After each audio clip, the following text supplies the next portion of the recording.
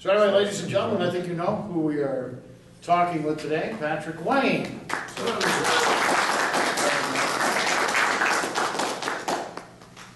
Well, Patrick, we had a little chance to chat on Friday, but... Was that you? That was me, yes. So you were on something else? I was incognito, yes. I was half asleep. I worked third shift that night before, so... Doing what? I work for like Kroger just right now to make a living. that's Well, that's good. Jobs. What do you do there? I'm working on the night crew. This is the first interview I've conducted. How are we doing This so is far? great. Yeah, well, welcome to the Jim Adams panel. Oh, this is great. Are you guys going to be at the event later?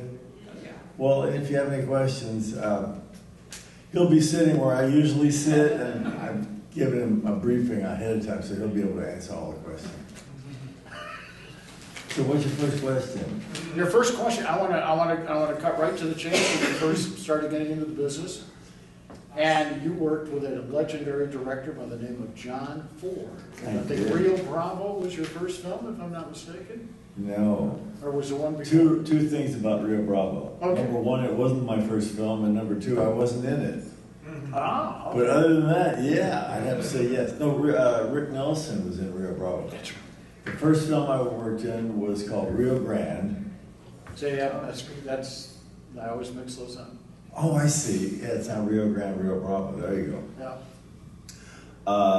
That was just 74 years ago.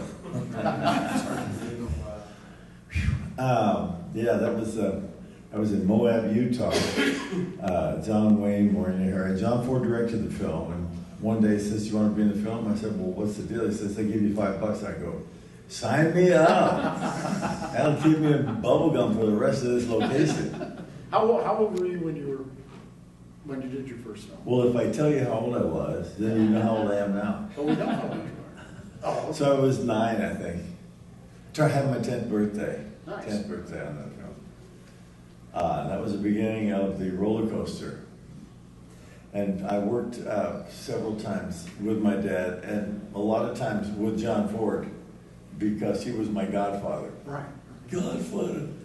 And so he took me on films like Mr. Roberts, The Sunshine's Bright, The Long Gray Line, Cheyenne Autumn. These were films that my dad was that Ford directed. And then I did a bunch with my dad as well. Mr. Roberts too. That was another great. Well, film. yeah, you're reading my mind because I wanted to ask about Mr. Roberts. Well, jump in. About that had to be a fun film to work on. Was really a lot of fun. I mean, I was 13 years old working with, and most of the sailors were like 21, but they were good guys. And they let me pal around with them.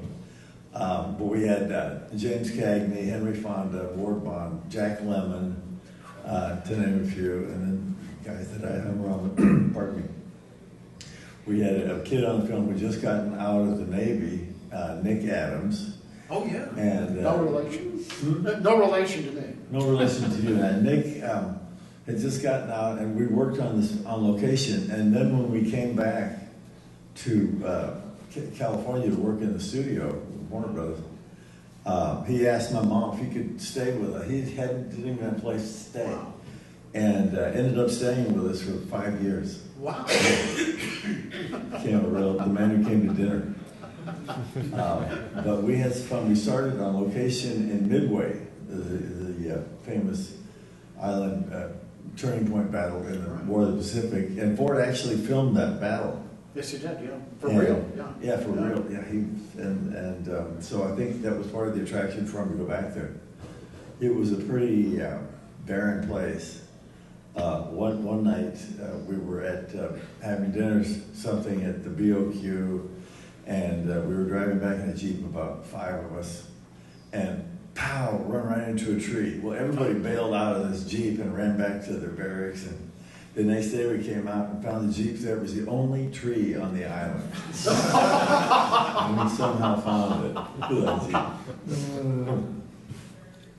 It is a pretty barren place. Then we filmed in Honolulu, on Oahu, and that was a lot of fun too. and it was 1954, and I mean there was nothing on. If you've been to Waikiki now, when I was there, the only thing that was there was that pink hotel called the Royal Hawaiian, and this empty beach. Now you can't even see the Royal Hawaiian anymore. But so Henry Fonda and Ward Bond wanted to go fishing on the Big Island one weekend, and my dad was shooting a film called The Sea Chase on the Big Island. So Ford said, "Well, if you take Patrick to visit his dad, you can go fishing." So we took off on Friday night, and we're having dinner with my dad. He says, "I'm working all day tomorrow. Why don't you go fishing with them? And then we'll get together on Sunday." So I went out fishing with them. I was the only one that caught a marlin. They went blank that day, and so they did not want me around anymore. So they went. They didn't take me Sunday, which was fine with me. And they both caught fish the next day. Yeah, it was Mr. Roberts. That's a childhood that Oh my it's God. just unbelievable. Oh, it was great. So this is all between the ages of like 9 and 13? Well, I mean, I worked in film every year, all the way through high school and college. Yeah. Also in Mr. Roberts, I was a pharmacist mate, and I had my scenes with William Powell, who played Doc in the thing. And, you know, he was like at the end of his career, but still really sharp, and had great stories about the 30s and 40s. It was a dream job. It's almost like being in school, too. I mean, you're working with guys It is like with being in Cagney and William Powell and Jack Lemmon and stuff, and it had to be like acting school almost to watch these guys. It isn't like it. It is. That's exactly what it is. When they say, "Did you go to acting school?" I did. I worked on my feet. It's practical school. You have the chance to experience all this stuff without even realizing it half the time. But you learn about professionalism, what it means to be prepared, to come to work, hit your marks, go home. That's the job. That's the job of a movie actor. So let's.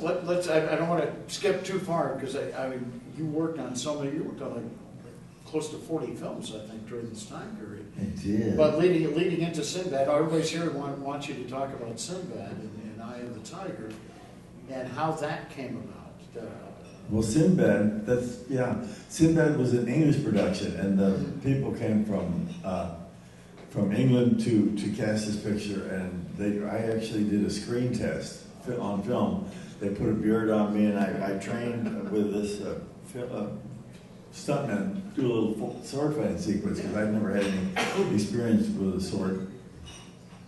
So they filmed this 1 minute thing, and we made a deal. So I got the deal. So it was going to be like 6 weeks before we went over to England to start the film. And so I told the producer, I said, I really need to work with this guy because I don't know anything about sword fighting and fencing and all those things that are going to be required.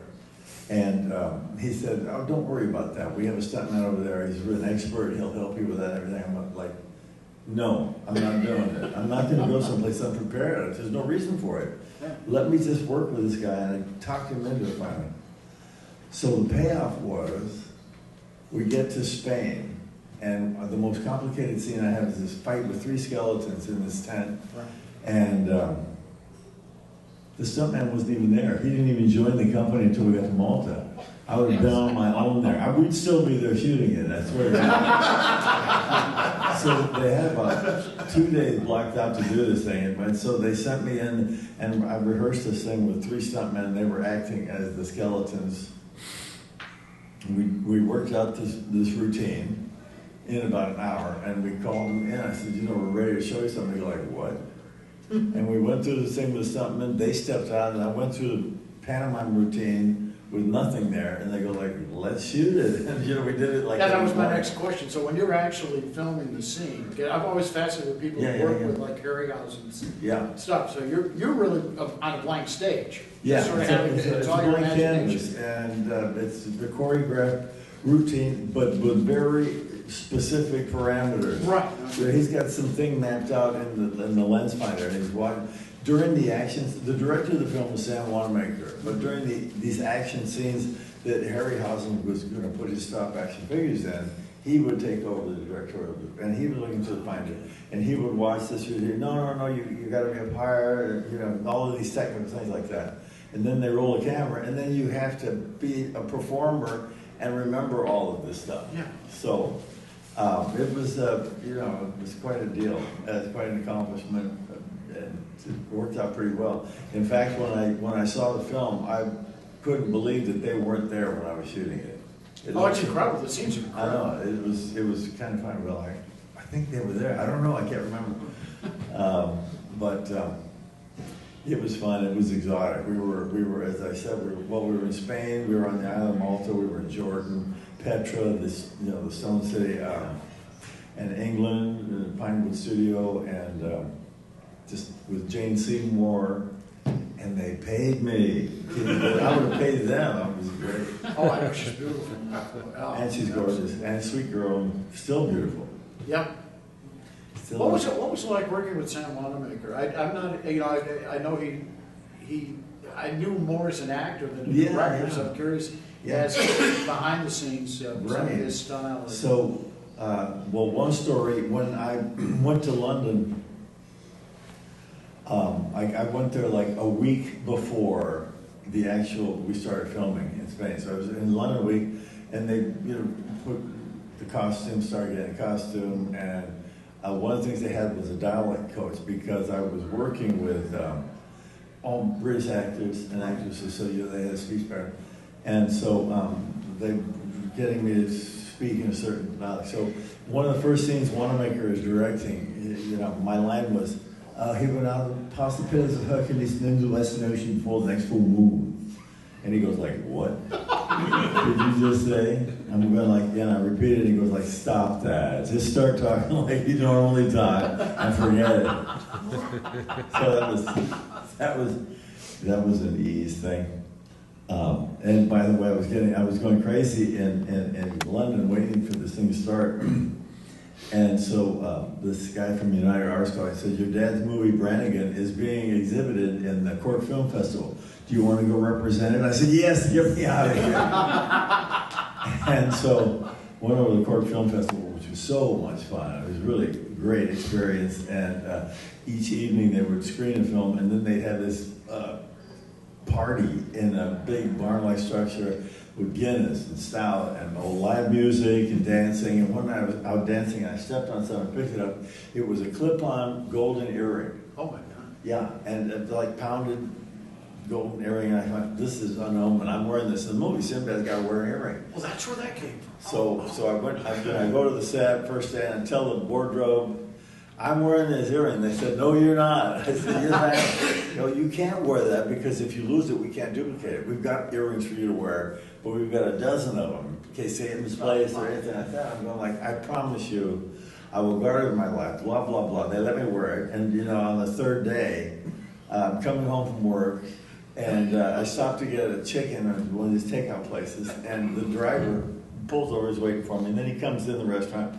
And I thought, well, that's strange. But we walked out, and the car was left open. Briefcase is gone. Oh. And in the briefcase was my passport, my credit cards, all my money, and the golden earring. Oh, man. Oh my God, my heart sank to my stomach. I didn't even care about any of the other stuff, just that earring. And I'm walking down the street, and he's going, the police, police. I heard this commotion, and there was a subterranean toilet. And I started down the stairs, and there's my briefcase, and all the stuff scattered all over the place. I'm going, that's mine. The guy the custodian's picking it up, goes, take it to the police. He wouldn't give it to me. So I didn't know what was there. We go to the police station, and I said, that's mine. He says, do you have any identification? I go like, well, I had it. I did then. Well, I don't have it now. So I described what I knew was in there, and fortunately, some of the things were in there. Well, the wallet was gone, my passport was gone, my credit cards were gone, all money was gone, but the golden earring was there. And I'm thinking, I gotta get crazy glue and glue that someplace on and never take it off. Oh my God, I'm telling you, it was a nightmare. So from there on out, you wore an earring in every movie you Yeah, that's still glued on there. So, and I had trouble getting the passport, because I had no idea. I said who I am. I said I am. And they said, well, do you have two Americans that you know here that can testify to what you said? I'm in a British production. Everybody. And so I finally got this after 6 weeks, and I was wondering to myself, what do people do if they lose their passport when they're traveling? It's like, I get this thing? So I had a photo taken to put on his passport, and I looked like Charles Manson. For the next 10 years, my passport, and I go and people get passport, and they go, oh my God, what the hell is that thing? Yeah, some of the crazy stuff that happens. So that was fun movie, Sinbad. So, from Sinbad, did that open up some big doors for you? Let's say you were probably, what, in your 20s? I wish. Yeah. No, I know, because you were kidding about that the other day. Yeah, so I was born in 39, I was 75. I Yeah. think it's more than 20 years. I don't know how old I was ever, but I did another movie that stopped. I can't remember what it was called, something, I don't know, it was Deserters, the Defeaters, or something like that. We got about halfway through it with Susan George, Oliver Reed, Jack Starrett was directing it. And then I did The People that Time Forgot right after. Yeah, I remember that one, yeah. A similar kind of movie, no CGI yet. It had Right, monsters, right. but they were bigger models, not like the stop action stuff. I was going to say, that was around the time that they did At the Earth's Core, too, because I used to always confuse those two movies. The what? At the Earth's Core. At the Earth's Core. I always this would confuse movie- those two because Yeah. of Doug McClure. Yeah, Doug McClure did this was a sequel to a Doug McClure film about. It was called The People that Time Forgot, and his was something that time Land that forgot. time forgot. Yeah, Say it again. Land that The time Land forgot. that time they all forgot. came out at the same time. They all got confused with The them. Yeah, Land they're all that time Edgar forgot. Rice Burroughs. Right. Edgar Rice Burroughs. There you go. And so, yeah, that was a lot of fun too. Any fun, humorous stories on that? Well, That's- yeah, there's a lot of stories. Unfortunately, I can't tell any of them. Sorry. No, I had one thing away from the movie. Sarah Rumlin, let me see, what was Sarah her name? Douglas. Sarah Douglas. That was the. Then there was another voluptuous girl in it. What was her name? I don't remember. Dana the name. Gillespie. Dana Gillespie. Dana Gillespie comes and says, she says, "Hey, we're going to see Pink Floyd tonight at Wembley, the old Wembley Stadium." And she said, "You should come." And I said, "I'd love to, you know." So I got my girlfriend. We go over to Wembley Stadium, and she told me where she was seated. And so I go to the kiosk, or to go through the entrance, and the guy says, "Tickets." I said, "I'm meeting somebody here, and she's got the tickets, and she's sitting at, A12 or something." So I go up to, we go up there and find the seating, and there's Danny Gillespie. She says, "Hi, how are you?" And she says, "Where are you sitting?" I said, "Well, I'm sitting with you." And she says, "I don't have tickets for you." And I'm going like, "Well, you invited me." She said, "I didn't invite you with tickets." Anyway, it was like stadium seating, so we just pushed in, and everybody moved over, and we sat down and watched Pink Floyd. For free. The first time I ever snuck into a show. I forgot to add, when you were talking about Sinbad, I forgot about asking you about working with Tyrone Power's daughter. Or Tyrone Power, yeah. Yeah. Well, I had worked with Tyrone Power Yes, on, right. on a movie called The One Gray Line, a story at West Point. And so I knew these girls. She had a sister, Romina, and they were young when we did The One Gray Line. And then we got to meet her later, and an amazing girl. Spoke many languages, gorgeous girl, very smart. Had some issues with drugs, and so someday she'd come in and she'd be like totally spaced out, and then other days just like right on top and could have won any contest. Really smart, and just had sad life. Really died too young. All those things, but she's a beautiful girl. God, beautiful girl. Did you have one particular film during this time period now? Because you're on a roll now. You're really going on a roll with the films. You have one particular one that was especially a favorite of yours? Well, I did a film for Disney called The Bears and I. Okay. And basically, it's the story of this guy who comes back from Vietnam and he's looking, to find peace in his life.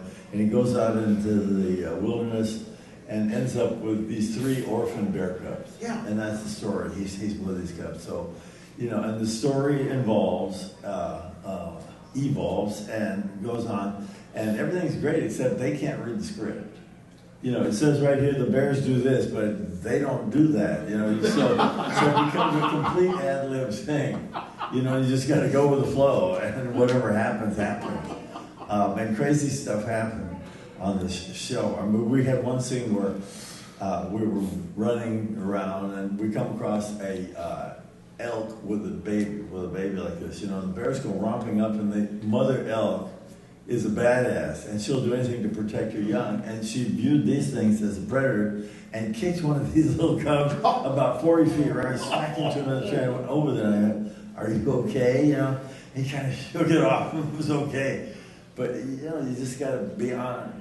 Just living, just going through all of these motions. And another day, we were working, and my dad was going fishing in Alaska, and he was in a seaplane.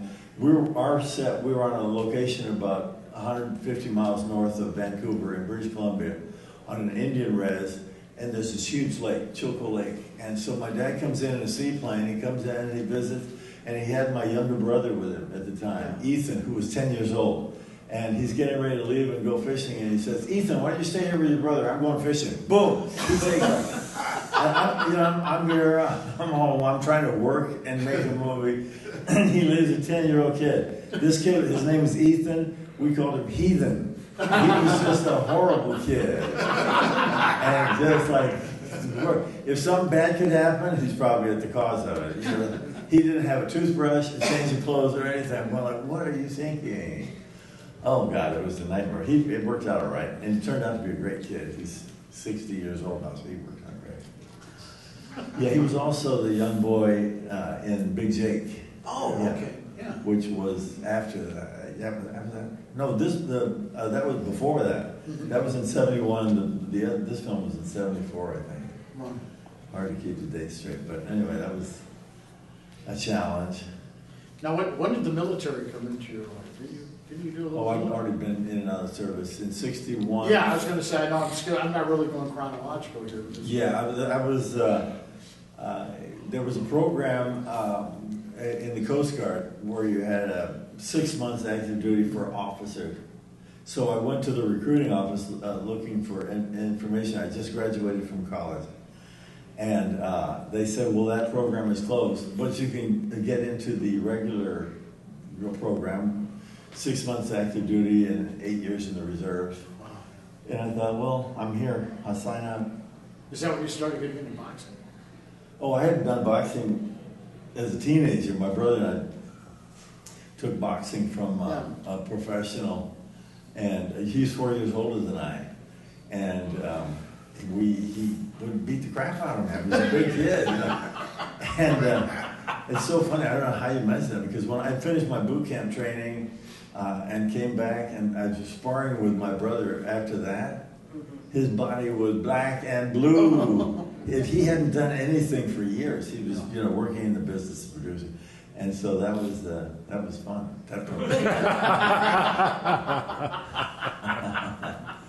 Yeah, you get to come up and.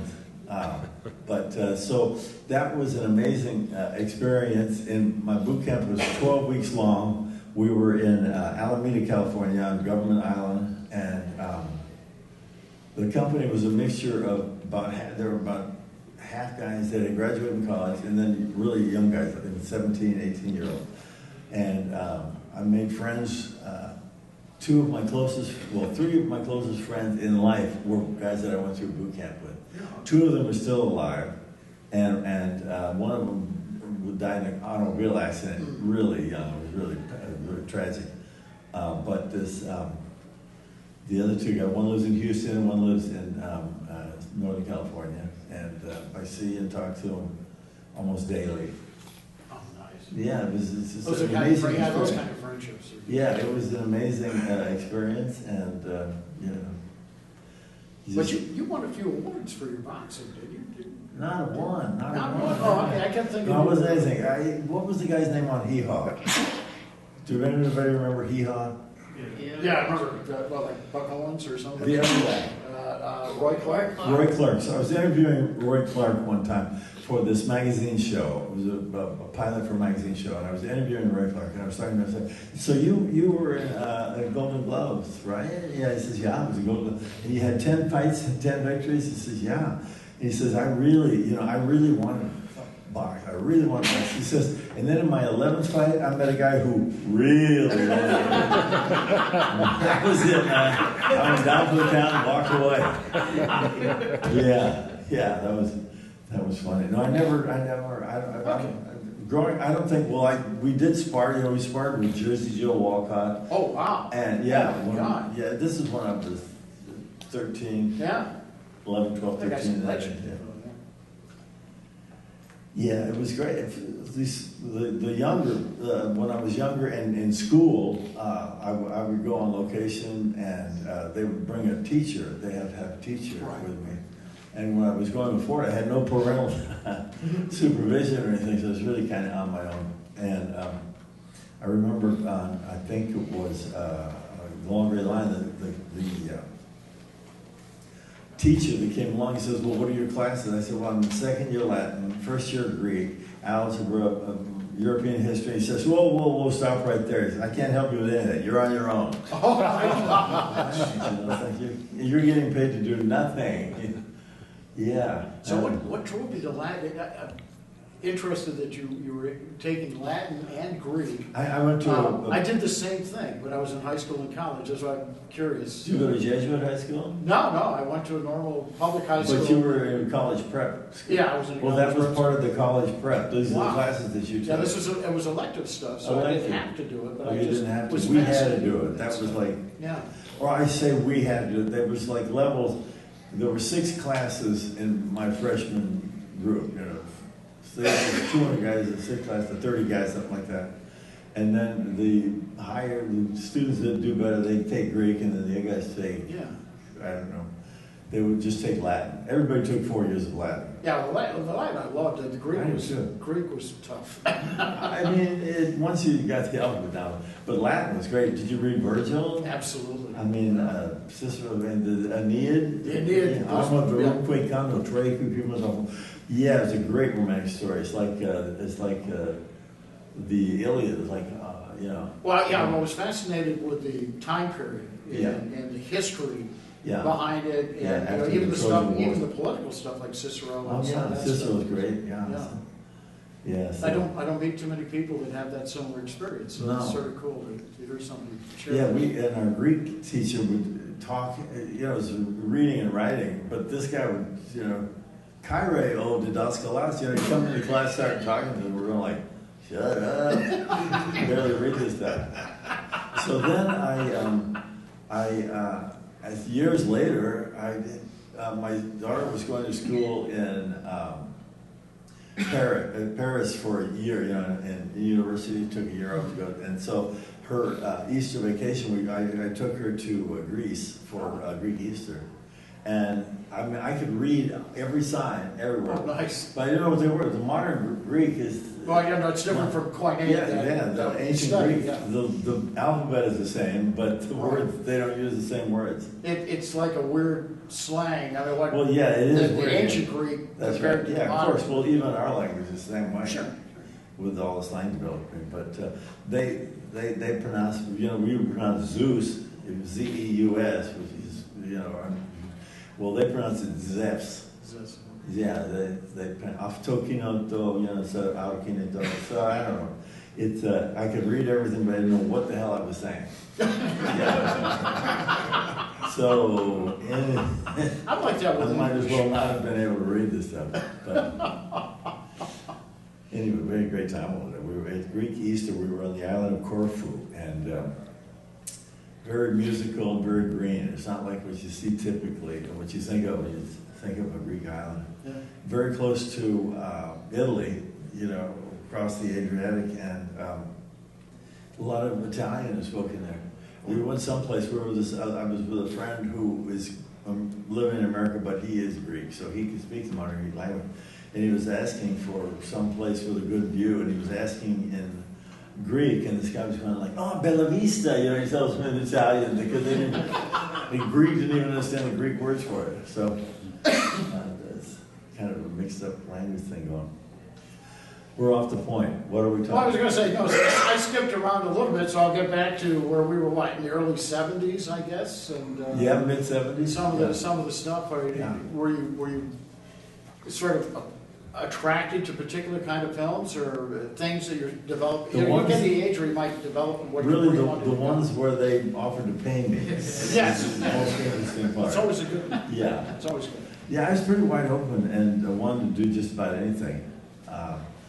Felt like, I'm a lean, mean fighting machine. I can do all this stuff. Yeah. But I got, I was attracted, or I was asked to do action pictures, Western, war pictures, stuff like that. Yeah.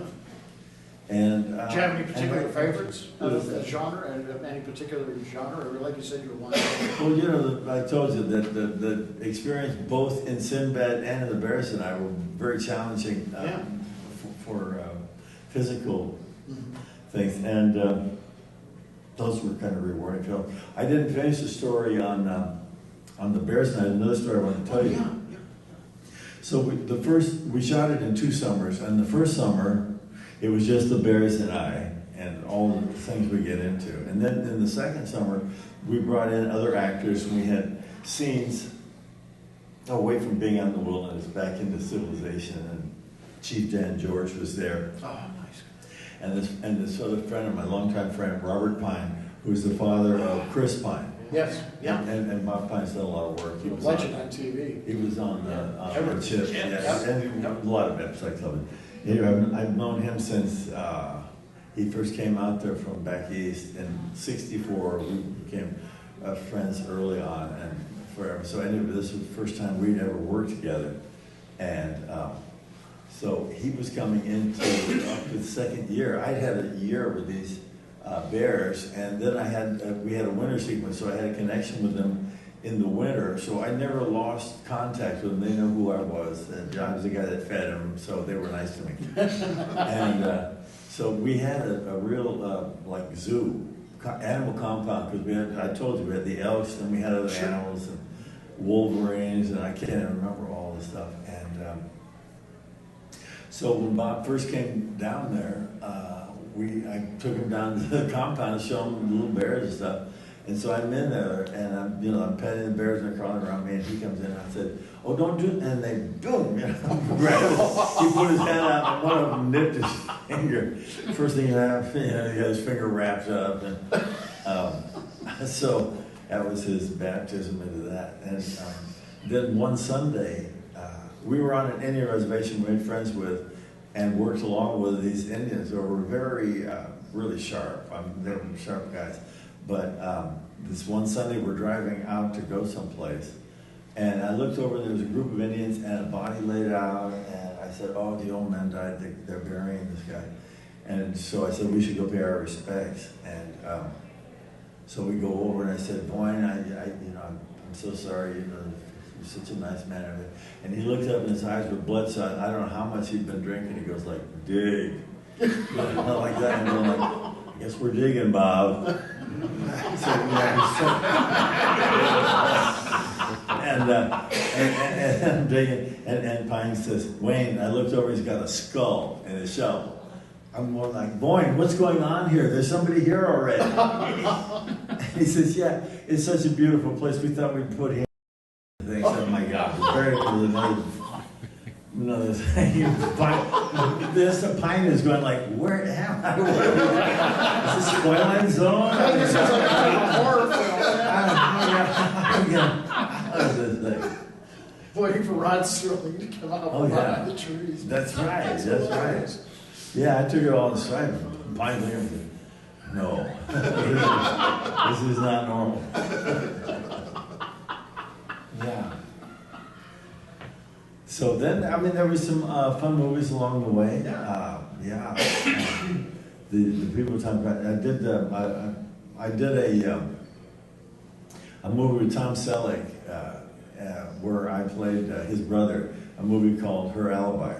Oh yeah. And with Paulina, and who was the gal from Tender Mercies? She played Robert Duvall's wife in Tender Mercies. Wow, I don't know how to get stuck on her name. I'm blanking on that one too. I haven't seen the movie in a long time. Anyway, she played my wife in this, and it was really crazy fun stuff. And then I did a show in Japan. I came back on a weekend, and there was a script there.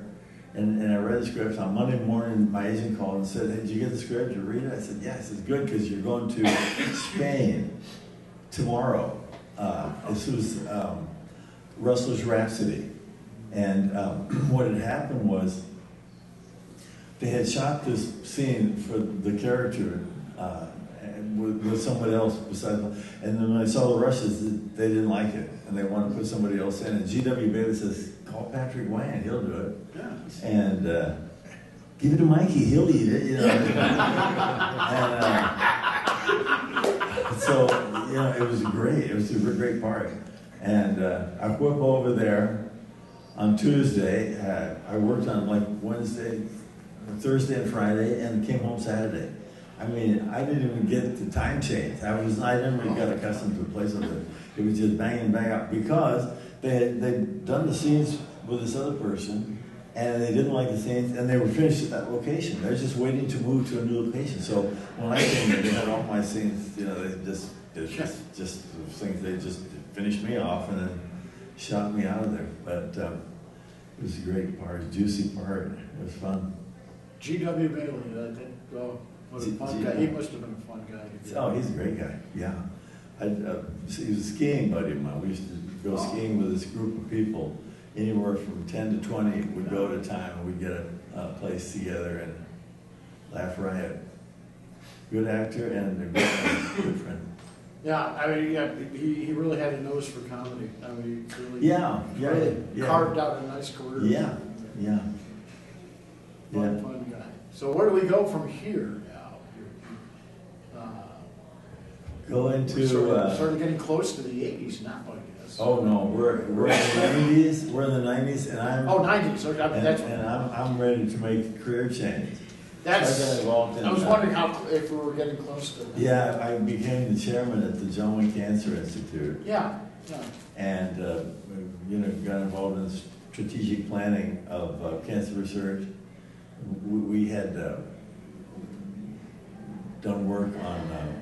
We started with immunology and breast cancer, and then we were doing liver and prostate and lung. So we had these protocols doing cancer research there. And I was there for about 20 years, not quite. And then our mission at the John Wayne Cancer Foundation is to try to find a cure for cancer. Yeah. I mean, it's a bold step, but I mean, you got to do something. I mean, you just try to work with something. They wanted to be more clinical, involved with Big Pharma, doing clinical research with Big Pharma. So we kind of parted ways, and now we have a breast program at UCLA that we support, and also we support three fellowship programs where we train surgeons to become cancer surgeons. 2 or 3 year programs for these. One is at UCI Irvine, and one in Texas Tech in Lubbock, and one at Baylor, University of Baylor. And so it's a very rewarding work. It really is. I had my daughter worked in London she went to work a year. She ended up staying 4 years. So I would go over and visit her a couple times a year. And one time when I said I'm inviting Leslie to come to lunch with us. Leslie was Charles Schneer's daughter, and she worked on the Sinbad movie. Yeah, right. Production assistant on the Sinbad movie. So she joined us for lunch this afternoon, and during the lunch she said, I'm a breast cancer survivor. I said, I had no idea. She said, 7 years ago I was diagnosed with breast cancer, and I went online and I saw that the John Wayne Cancer Institute developed this sentinel node procedure, which was a less invasive form of surgery. She said, I shopped around in London, found a doctor who did the procedure. I went to him, and I'm 7 years cancer-free. And I thought, you know what, I'm never going to stop doing this, because somebody I know personally has benefited from the work that we've been doing. So why would I ever stop doing this? It's great. It's great when you achieve something and it benefits a personal friend. It's pretty rewarding. I don't know if it's anecdotal or not, but I've had a lot of encounters with people, friends and relatives who've had cancer recently. Does it seem like it's rebounded back a little bit? Because it seemed like for a while we were getting a handle on it, or has it just never gone away? it's never really gone away. I mean, it may have come to your circle more, you know, that part of it. So, but it touches every family and every friend. When I started in the early part of the century, we had known about 250 cancers, different kinds. Now they're aware of 2,500. Whoa. Yeah, and they sort of define them out. And there's a small cell carcinoma that's actually, there's two diseases. One of them, if you get it, you can get 100% cured. The other one, the medicine they have doesn't do anything for it. So, you know, it's crazy. Like, for years they thought, well, half the people are going to be okay, but it turned out 100% were okay because they find out which one specific kind of cancer and how it differentiated from the other one. Well, it seems like, and I just lost a cousin in pancreatic cancer, like that's night the before worst. last. And it seems like that's the one right now that's plaguing a lot of people. Yeah, well, that's been going on for a while, but it's a dilly. I mean, there's like I know it's extremely painful. 1 to 2% chances recovery from it. Yeah. And usually it's quick, which is a blessing because you don't want to hang around in low quality of life. Yeah. Yeah, that was the case with my cousin. I mean, my other cousin called and she'd been diagnosed like less than 2 months ago. And then 2 weeks ago, she goes into hospice. Yeah. It's that fast. Yeah, that's fast. But I know it's extremely painful, the way it attacks the body. Yeah, so as I told you before, when we started back in the mid-'80s, we associated with this doctor from UCLA, and he was involved in an immunological approach to this. Right. And then it fell out of favor, and now it's coming back into favor. And of course, they've got all our data and research that he had done for so many years comes back into place. So that worked out pretty well. Yeah. I have my youngest son is 26, and I have a grandson 27 and a son 26. Yes, modern family. And he's in England. He goes to school in Birmingham. And he's getting his PhD in biochemistry. So maybe he'll find a cure. That would be nice. Pretty cool. That would be nice. Yeah, he was published last year in a journal, a medical journal, and the title of which I couldn't understand one word. I didn't know what any of it meant. And I was a biology major. So, I mean, it has changed. It has really changed. So, any questions? Yeah, let's open it up to the audience here. We've got some time if you guys would like to ask Patrick a particular question. Shoot. Yeah, the cancer's awful. My father passed in August from bladder cancer. Yeah. He made it to 84. Yeah. So that was pretty good. He had a good full life. My question is, coincidentally, about 6 months ago, I watched the episode of Have Gun Will Travel, where you were the guest star. Do you have any stories about that? I wish I didn't wear that hat. I honestly don't remember the hat. Oh, I have a picture over here. It's pretty weird. I only remember that because I have a picture of it. I do not even remember working on it. I mean, I've worked with Boone in the Alamo and in Big J, but I don't even remember doing Paladin. I don't know. I wish I could help you on that. I could make up a lie, but... No, I'd rather just have you admit you don't remember. I have a story about policewoman. You remember the let's talk about Nancy Dickinson story? Nancy Dickinson. So I did an episode of this, and I played a fellow cop in there, and we were on a deal. And we had a little thing going on the show in addition to our work as police work. So we've got this perp and this complex scene setup in which I end up getting shot. So what happens is, he's hiding over there, I'm here, there's a gunfire, I stand up, he stands up with a shotgun, blasts me in the chest, and then the effects men shoot these squibs off around the door, and then stuntmen pull me through this door from behind. So anyway, the director goes, look, this is a complex scene, so we want to get it right the first time. There's a lot of action happening, so we're going to just do a rehearsal by the numbers. I'll call it the numbers that you did. On 1, you stand up. On 2, you stand up. On 3, you pull the trigger. And so we go 1, 2, 3. And on 3, he pulls the trigger. During the rehearsal, it was loaded. Oh, shit. And the gun goes blast. The stuntmen and the effects men behind, they hear the shot, they go, oh my God, it's running. And they blow all the squibs, and they pull me through the door. The dust settles. I'm looking out, the director looking in like this, you know, and no film had been rolled. He goes like, "Wrap, that's a wrap. We got to set it up for tomorrow." And I'm like, I don't want to go through that door again. That wasn't fun. Crazy stuff happens. Yeah. She was it all. There we go, we got a question right here. How did you get cast in the Sinbad movie? How did they? I told that earlier. These guys from England came over and we did a screen test. Pretty normal way of casting. They put a phony beard on me, and I worked with a fencing instructor because I'd never done any sword fighting, and played out this little screen test about a minute long. And from that, they said, "We'll take you."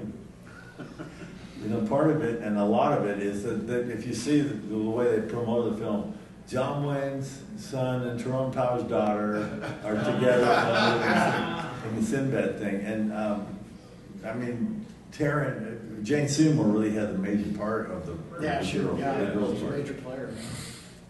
which was great. She was terrific. Beautiful girl. Don't be shy. There we go, we got one in the back there. Do you remember what it was like being on Rowan and Martin's Laughing? Yeah, it was kind of scary because you're going through a trap door, and you think, well, what's going to happen? I kept thinking I was going to catch my nose, hit my nose on the thing, and you don't want to be standing there going like this, ready to go down. You want to be normal and just bang, and you disappear like that. And it's really nothing, all of a sudden you go boom. It's like jumping off a stool, not even the size of this chair. Yeah, you just disappear. And a bunch of funny guys, the Laugh Riot, there are a lot of funny people. One of the writers, Pat, I can't remember his name, but he was walking around, this weird guy, walking around, he had a book under his arm, and the title of the book was Nude Amputees.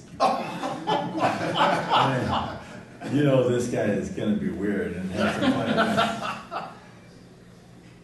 You remember some of the other guest stars who were on the episode you were in? For the laugh? For the laughing.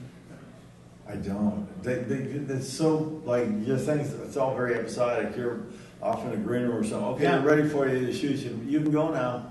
It's pretty frenetic, yeah. Yeah, and it's episodic. It's like you're in and out and not really connected to anything else that's going on in the show. Wow. That had to be a ball. Yeah. Okay, we got a question. And People That Time Forgot, you were also, David Prowse was playing like the big guy in any sort of stories or fighting stuff from. He was also in Sinbad too, wasn't he? Was he on Sinbad? I don't know. But what about, what's the question? Yeah, it's like, did you do any stories or fight scenes where working with David Prowse and the People That Time Forgot? I mean, just, he was a very big guy. He did it very well. The difference is there were more practical stuff in the People That Time Forgot, like dressing him up as something, whatever that creature he was supposed to be, as opposed to not having anything at all there, and then Ray Harryhausen putting it in later. That was a big difference. Nice to work with an actual thing, yeah. Yes. Jonathan Reef, do you have any Lee Marvin stories, good or bad? I always love Lee Marvin stories. I have stories, but not with Lee Marvin. I don't even know if I even had a conversation with him over there, but my experience on this show, I went over because I was taking my sister over to visit our dad in Kauai.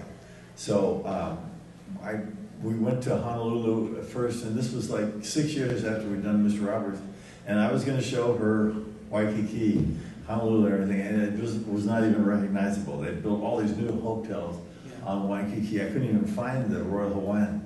And so we go to Kauai, and Ford says, "Do you want to be in the movie?" One of those $10 deals again. And so I played an Australian, soldier in this thing, and little whites, got starch whites. But one night we went out to dinner, and it's called the Jetty, and it was out here ways, and then you drive back on this spit, and there's water on both sides, like this very narrow road. So we go out there, and we have a few cocktails and dinner, and my dad is driving back, and I'm sitting in the back seat with Elizabeth Allen, and he's in the front seat with the art director Ray Kellogg. So 4 of us are going home, and Elizabeth Allen just all of a sudden freaks out and starts punching my dad, who's driving the car. And I mean, if you do this, we're going to be in the water, or that. And I'm going like, stop, you know. Before I can say anything, Ray Kellogg just turns around and throws her and punches her right in the face. And she went down for the count. We got home safely. She came to work the next day with a big black eye and hung over. And, you know, they did their best with makeup to make it go on. But, you know, these crazy things happen, and movies go on and keep on working. And then when we got back to L.A., then they needed me for some shots. Then they had to pay me the real money. That's what $15, right? Oh, $1,500 or something. Big money in those days. Yes, ma'am. Do you have any memories or stories about your dad's frequent co-star, Ben Johnson? Any stories about Ben Johnson? How much time you got? All day.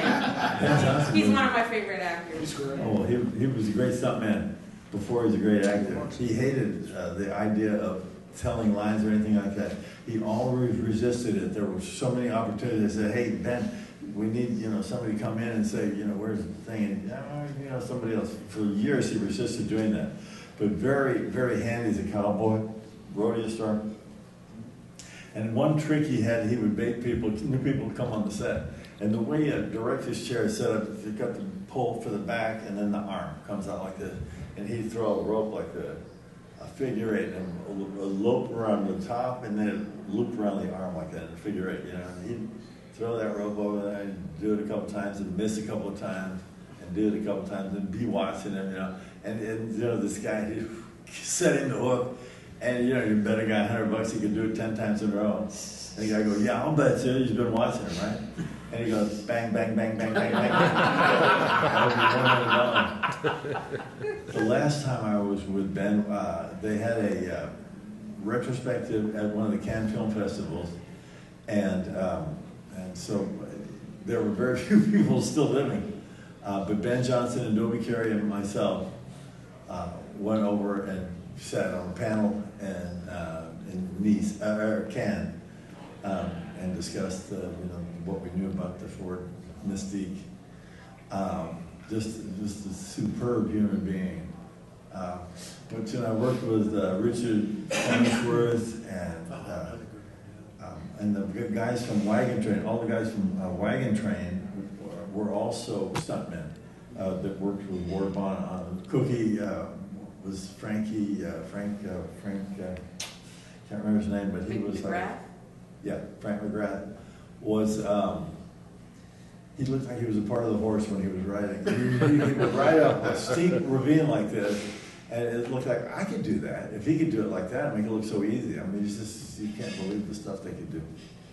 And they used to do horse falls that were banned, you know, they would tie a horse leg out, when it comes to the end of the line, the horse would just go like that. You didn't know when you were going to go off, and when you went off, you were going off that way. And it was, really made a beautiful shot, but it was very dangerous. But Ben was, you know, right up there and all that stuff. Chuck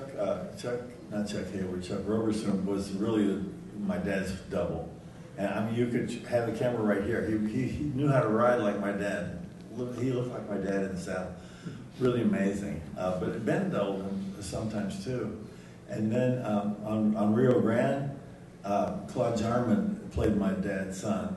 And he did Roman riding, standing on the back of 2 horses. And Ben actually taught Claude how to do it in about 2 weeks.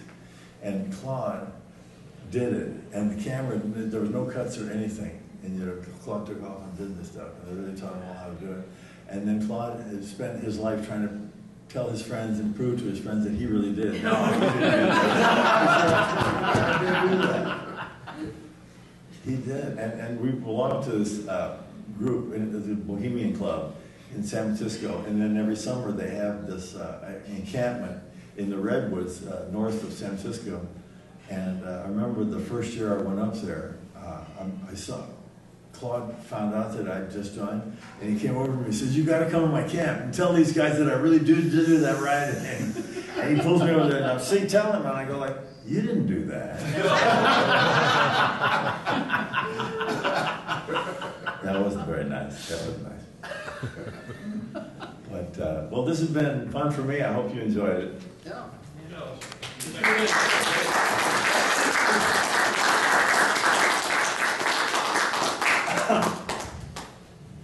We'll see you in the room, hopefully. Absolutely. We've got a few more hours left of this. What's the movie? What is that movie? Hold on. Oh, it's an old TV show that. Example, he was a professional. He would come to work and he was prepared and he knew his lines and he hit his marks and he'd go home, come back the next day, do the same thing. And basically that's what's really important. And I did this, the Comancheros. I did this movie called The Comancheros, and there was one shot where the truck was following me very close and I was riding a horse and the rest just came back and it was horrible. It was really horrible. And my dad goes, "You're going to learn how to ride a horse or you're getting out of this business." You know. Sorry, I was doing the best I could. So anyway, it was early in the film, so I spent any free time I had is going out and riding with the guys. The guys helped me out, and they reshot it, and it worked out fine. But it was an important lesson, and that was the lesson I used. Because I didn't want to do, for the sword fighting. Yeah. I wanted to be prepared. I knew what the horse thing would blow. I've done the same thing with sword fighting. So that was a good lesson for me for moving on in films. It's amazing how many of those actors were real cowboys. That you crossed paths with. It was just, I grew up on Wagon Train and all of those great West Cheyenne and Rifleman and all those. And it was, I'd worked with those guys for 20 years before I was going to that. say, you had the chance to go along with these guys on set, which had to be a remarkable experience. Yeah, the locations were, working, and Monument Valley is one of the most beautiful places in the world. Yeah. And it's a great place to go visit and see. But go in the spring or go in the fall when the temperatures are down and it's actually plants growing. We'd go in the summertime because the days were longer and you could film longer. Yeah. But it was 110 degrees and just this remote, and there was no place. They'd set up tent villages to stay in the early films. And then later, like by the time we got to Cheyenne Autumn, there was a trading post and they had built some motel rooms, so a few people got to stay in motel room. But it was, it's just gorgeous, but it's really hard to work there. I think, let me see, the Comancheros, this was the last picture that Michael Curtiz directed. Yeah. And he was old and he was frail, but he was tough. I mean, he went out there every day and worked in it. But it was miserable. It was miserable. That was outside of Moab. That wasn't in Monument Valley. Another beautiful locations. They're still beautiful too. You go to Zion National Park or Bryce Canyon, you can't believe it. Yeah. Yeah. It makes you it's humbling. See those rocks. Unreal. Envious of your childhood. I'll tell you. Some of the things you had a chance to do. Yeah, I had a great childhood. Yeah. Great. Once again, folks, Patrick. Thank you.